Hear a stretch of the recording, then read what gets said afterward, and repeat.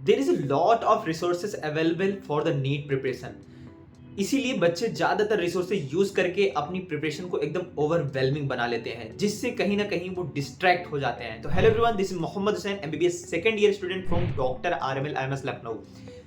तो आज के इस वीडियो में मैं आपको बताना चाहूंगा कैसे आप लिमिटेड रिसोर्सेज यूज करके आप अपनी नीट की प्रिपरेशन को बहुत बेहतरीन बना सकते हैं। मैंने भी अपने नीट के टाइम पे बहुत लिमिटेड रिसोर्सेज यूज किया था, जिससे मेरा सिलेक्शन यूपी के सेकंड टॉप मेडिकल कॉलेज में हुआ। तो उसी चीज को मैं आपको बताना चाहूंगा, क्योंकि इतना ज्यादा एंडलेस रिसोर्सेज अवेलेबल हैं और लोग ये सॉल्व कर रहे, वो सॉल्व कर रहे, उसकी वजह से कहीं ना कहीं उनकी प्रिपरेशन जो है वो एकदम पूरा ठप हो जाती है। बाद में वो कंफ्यूज हो जाते हैं कि हमें यूज क्या करना है, हमें कब क्या पढ़ना है, क्या नहीं पढ़ना है, क्या रिवाइज करनी है, क्योंकि चीजें जब ज्यादा हो जाएंगी तो आदमी कंफ्यूज हो जाएगा।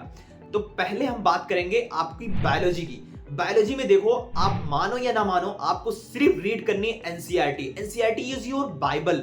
आपको वही पढ़नी है, बार बार पढ़नी है, जितनी बार हो सके आपको वही पढ़ना है, क्योंकि डायरेक्ट क्वेश्चन आप एनसीईआरटी की लाइन से आ रही।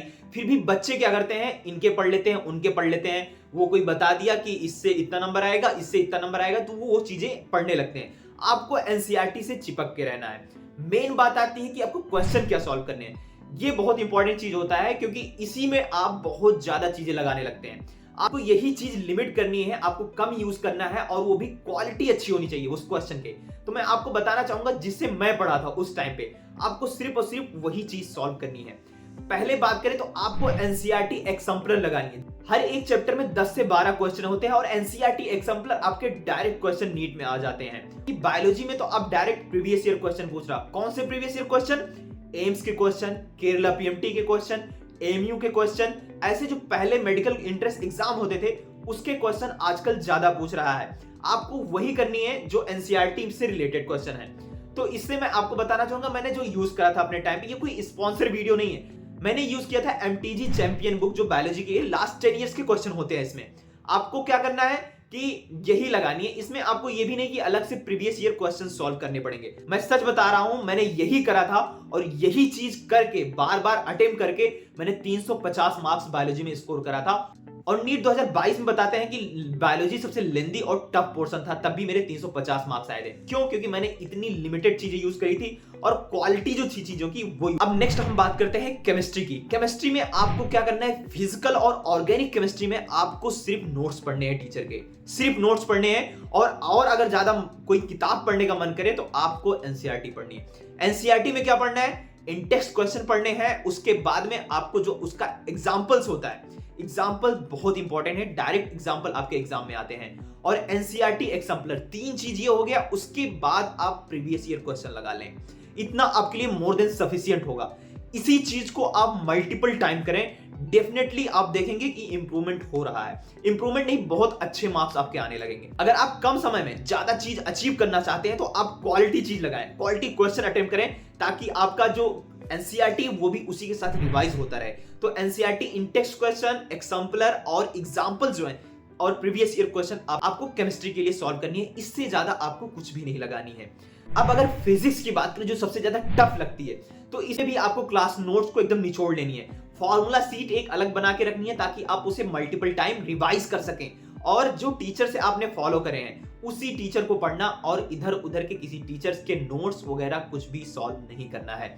इसमें भी आप इन text question, NCERT exemplar, NCERT में जो एग्जाम्पल्स दिए हैं वो, और उसके बाद में आप पीवाईक्यू लगा सकते हैं। अगर आप इतना सब नहीं करना चाहते हैं तो मैंने क्या करा था, एलन के जो मॉड्यूल्स थे उसे सॉल्व करा था। एलन के मॉड्यूल्स में बिगिनर बॉक्स और इलस्ट्रेशन जो होते हैं बहुत ही इंपॉर्टेंट और बहुत कॉन्सेप्चुअलाइज क्वेश्चन होते हैं। अगर आप पढ़ के आए, अभी लेक्चर देखे हैं, तो जब इन क्वेश्चन को सॉल्व करेंगे तो कहीं ना कहीं आपकी ये कॉन्सेप्ट बिल्ड करेंगे। और इलस्ट्रेशन के उसके सॉल्यूशन भी दिए रहते हैं, तो वो आपके लिए कहीं ना कहीं बहुत ज्यादा यूजफुल हो सकता है, कहीं ना कहीं बहुत ज्यादा यूजफुल हो जाता है। और क्वेश्चन जो नीट में आते हैं इन्हीं से रिलेटेड आते हैं। का मन करे आपको थियरी के लिए, तो आप एक्सरसाइज 1 तक लगा सकते हैं, इससे ज्यादा नहीं लगाना है। इतनी चीजों को बार बार करनी है, तभी आपका सिलेक्शन होगा। ज्यादातर चीजें करने से सिलेक्शन किसी का नहीं हुआ है, ना ही आपका भी होगा। कम रिसोर्सेज यूज कीजिए और अच्छे से लगाइए, बार बार लगाइए, तभी आपका सिलेक्शन होगा। अब बात करते हैं मोस्ट इंपॉर्टेंट चीज के बारे में, जिसे लोग सिलेबस मानते ही नहीं। मैं बात कर रहा हूं मॉक टेस्ट के बारे में। एक क्वालिटी मॉक टेस्ट बहुत ज्यादा मैटर करता है। आप बच्चे क्या करते हैं, मैंने भी आपने सेकंड अटेम्प्ट में करा था, जिसकी वजह से मेरा सिलेक्शन में एक हिंडरसन आया था कहीं ना कहीं, कि इधर का टेस्ट दे दो, उधर का टेस्ट दे दो, इस कोचिंग का उस कोचिंग का।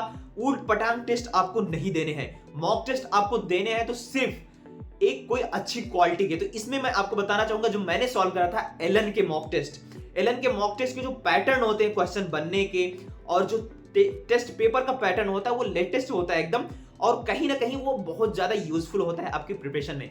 तो ये चीजें मैंने जो महसूस करा, मैंने जो प्रिपरेशन के टाइम अपने करा था, जिससे मुझे अचीव करने में उस समय 4000 रैंक अचीव करने में हेल्प हुआ था।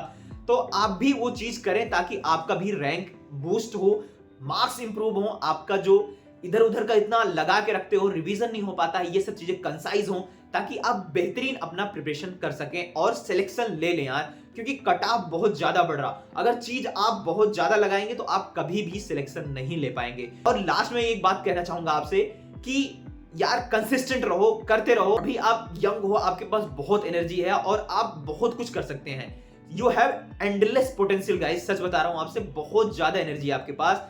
इस एज में, हम लोग की जो एज है ना, इसमें बहुत ज्यादा ऊर्जा होती है हमारे पास, तो उसे यूज करो। ऑल द वेरी बेस्ट मेरी तरफ से। और कुछ दिक्कत हो, डाउट हो तो कमेंट में पूछो। अगर आपको पर्सनल गाइडेंस चाहिए तो बहुत से स्टूडेंट मुझे इंस्टा पे जुड़े हुए हैं, आप भी मुझे इंस्टा पे फॉलो कर सकते हो। वहां पर लोग अपने पर्सनल इश्यूज, डाउट पूछते हैं, मैं हर एक बच्चे का डाउट सॉल्व करता हूं, तो आपका भी सॉल्व करूंगा। मैं आशा करता हूं कि जो मैंने चीजें बताई आप उसे इंप्लीमेंट करेंगे और ये आपकी प्रिपरेशन को बहुत बेहतरीन बनाएंगे।